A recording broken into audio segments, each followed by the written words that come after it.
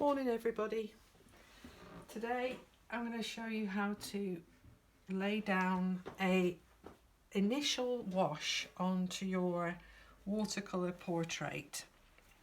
Here I have in front of me the drawing that we did in the earlier tutorial.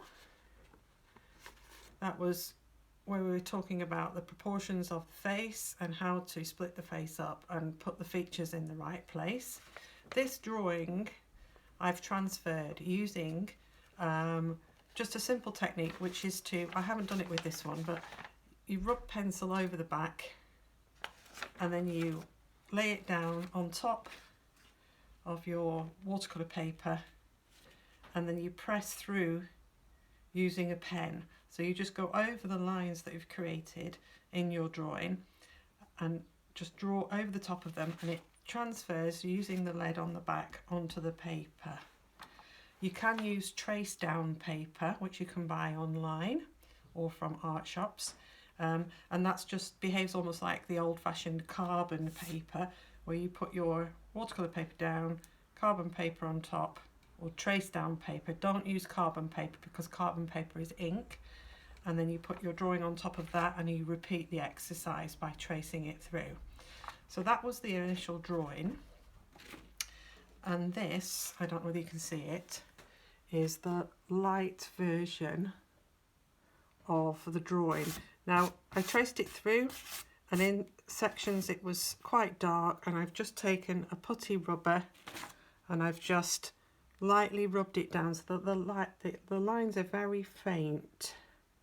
They mustn't be darker than this, because especially with a face you need the lines to be light so that when you put the watercolour down they don't show through. Okay, so the way we set up is paper with your drawing on and image. Make sure you've always got the image in front of you, so that you can keep referring back to it, and also keep hold of your drawing as well to one side so that you can also refer to that. I've got my test swatches. We're going to be using most of these. We're going to be using flat washes, graded washes and overlaid washes to create this portrait. So this is a good reference as well. I've also got a little strip of paper. It can be watercolour paper or it can just be a piece of cartridge that I'm going to show you the skin tones on, how to mix skin tones. Okay, and then I've got a spare piece of paper also. So I'm just going to move this over to one side and move my swatches down here on the left because I want to show you the palette. So this is my palette, and I've got my a very wide range of colours here. You may not have all these colours, but don't worry. For this you'll only need yellow, red and a little bit of dark brown to complete. And a bit of blue, obviously, if you've got blue eyes. I've also got some tissue, and I've got 2 pots of water. One for mixing and one for washing my brushes off. And then I've also got a bit of rag as well for wiping brushes off. The tissue is mainly for mopping up any big pools of paint that you may have that are getting out of control.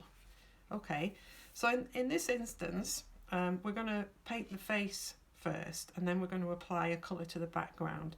So I'm going to do this in a couple of stages. So stage 1 will be how to mix skin tones and also how to lay down the first layer of colour onto your image. And then the second tutorial will be on how to create detail. Okay, so first of all, how to mix a skin tone. So with clean water, take a clean section of palette. Now this is my only one left.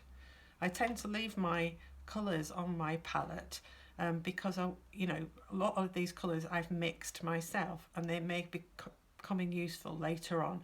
So I tend not to wash my palettes very frequently, but obviously you need a nice clean section for the skin tone because the skin tone needs to be nice and clean. And when we say clean, it means not tainted with any other colours, but also just a mixture of 2 colours ideally, and no more. If we add more, then we have to be very careful, and also the more colours you mix together, the more muddy a watercolour mix will become, so just be careful of that. So for today, what we want is a dot of cadmium red and a dot of cadmium yellow. So this is my cadmium yellow. Cadmium yellow is the sort of general yellow colour that most painting sets will have. Do not use the lemon yellow. The lemon yellow is too acid in colour. So the cadmium yellow is this colour. It's your primary yellow. So I'm going to put a bit of that over here, and then I'm going to wash my brush off, and then I'm going to go into my cadmium red colour, which is this one here. Now the cadmium red is the primary red again. Make sure you get the right red, and it's that colour. Okay, so we're going to take a bit of that, we're going to add that into our, we're going to use less red than yellow. So just mix it in and see how it looks. So that is the mix that I've got here. So basically I've got a very full brush of cadmium yellow with a half full brush of cadmium red, and that's the tone that I've ended up with. So you've got an orange mix. Now to that we're going to keep adding blobs of water. So 1 blob, mix it like that. Another full brush of water, mix it in, lay it down. Another full brush of water, mix it in, lay it down. And as you can see, every time you add a full brush of water, the colour starts to lighten. Keep adding. Can you see it's lightening up as it dries off? One more brush.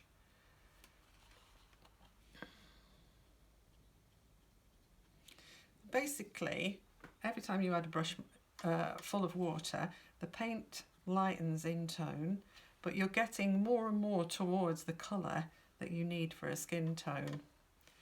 So we're there now. So we've got 8, that's 8 blobs of water. So that was your initial mix, which was a full brush of cadmium yellow with half a brush of cadmium red, which gives us an orange. And then as you add water, you can see it gets lighter and lighter and lighter and becomes a skin tone. And that's because the white of the paper is showing through more.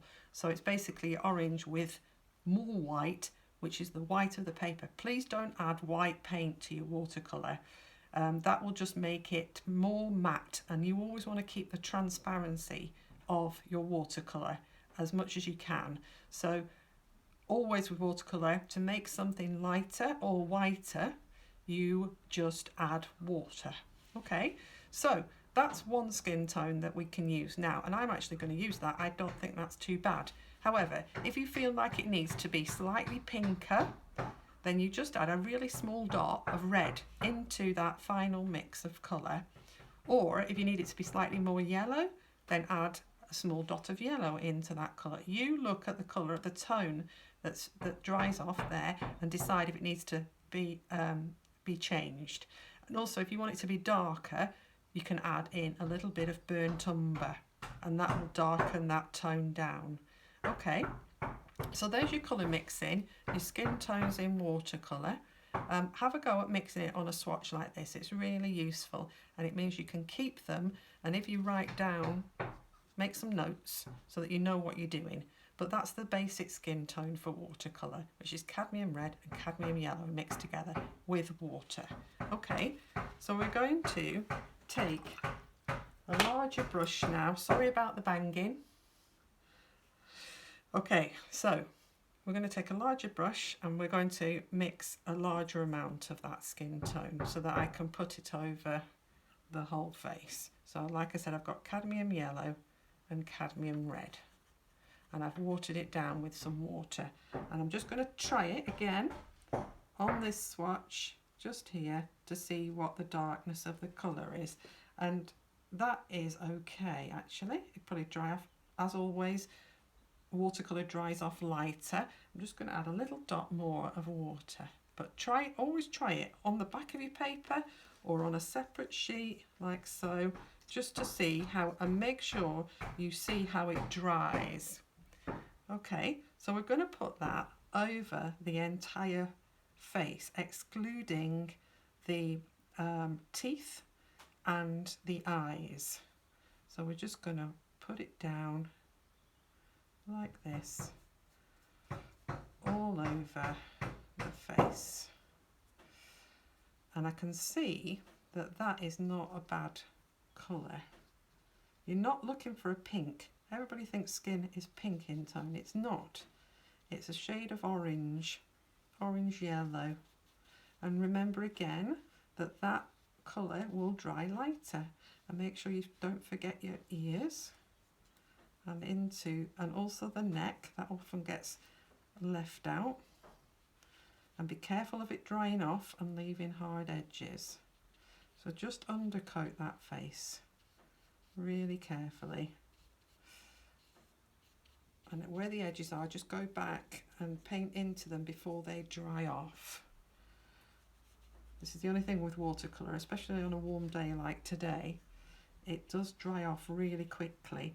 So you can put this skin tone over the lips, over the nose,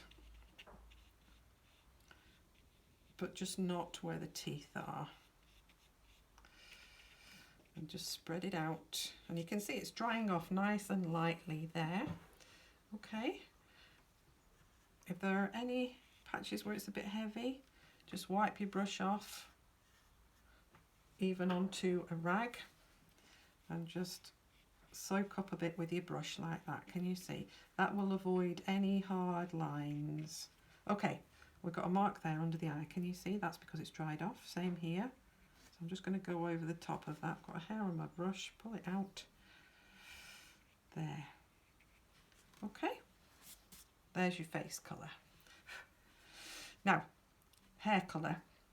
So we're going to leave that face colour as it is, and we're going to put some colour on the hair. Now I've got brown hair, so I'm just going to take up some burnt umber, and I've got some here, so I might as well use it. So there's some burnt umber in here. Don't make it too dark, and by saying that I mean just add some water in so it's not too thick. Now you've got to be careful here because you need to make sure that your skin is dry. So if you're not sure, give it a dry off with a hairdryer. So actually my skin isn't quite dry, so I'm going to wash my brush off again, and I'm going to take some blue because I can work on the blue of the jumper without worrying about it touching the face. So there we go. I've got a cobalt blue here,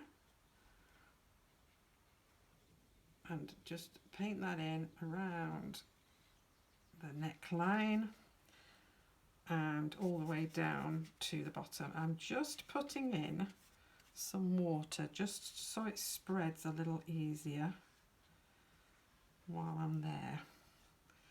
So putting the colour down, adding a touch of water and letting it spread. Now don't paint across like this. A lot of my students paint across, so they have this hard line at the bottom. Put a nice sort of loose edge on the bottom. It makes for a much more natural picture finish. So a broken edge rather than a flat edge. Now it doesn't matter if this has got lines in it because that'll help with the texture, and I can come back and put in these detailed lines up here later once this edge is dried. If you put wet colour here now, then it will run into that blue, and the same if you put wet colour there, it will run into your face, so be careful. And like I said, the way to test if it's dry is if you hold it up and it's shiny, then that means it's still wet. So you can see that that is still wet, but that has now dried off because it's not shiny anymore. So I know that I'm safe to put in my hair colour. So I'm going to put the hair colour in, and I'm just going to carefully put that around. And again, make sure you observe how the hair sits on the head and where the lumps and bumps are. You can change and undo watercolour. Some techniques I'll share with you as we go along, but it's really important that you take your time and you think about what you're doing, so that you don't make any mistakes that you have to then go back and undo. Watercolour is really temperamental. Some colours stain more than others. Some colours are easier to remove than others. So the less mistakes you can make in this initial stage, the better. So again, just carefully put in those marks with your brush, like so. Okay, so we've got our basic undercoat. I'm going to leave this to dry, and then I'm going to put in these colours around the neck, but I don't want to do that just now because this is still wet and the face is still a little wet. So I'm just going to leave it at that and let it dry off. So the next stage will be to mix up some detail colours for the face, and also to put some details in on the hair and on the jumper. So for that you will need a range of tones. So like I said, to your initial mix, while you're waiting for things to dry, you can get on with mixing tones up, you see. So to your an original mix of orange, which was that, if you remember, you can add a little bit of red, extra red, like so, and you can get a darker orange. You can add more yellow and you'll get a lighter orange. Okay, you can add some burnt umber. Oops, well that was a bit much, but it will give you a nice dark shade, and that will give you shadow colours. So add a bit more yellow back into that, and so on and so forth.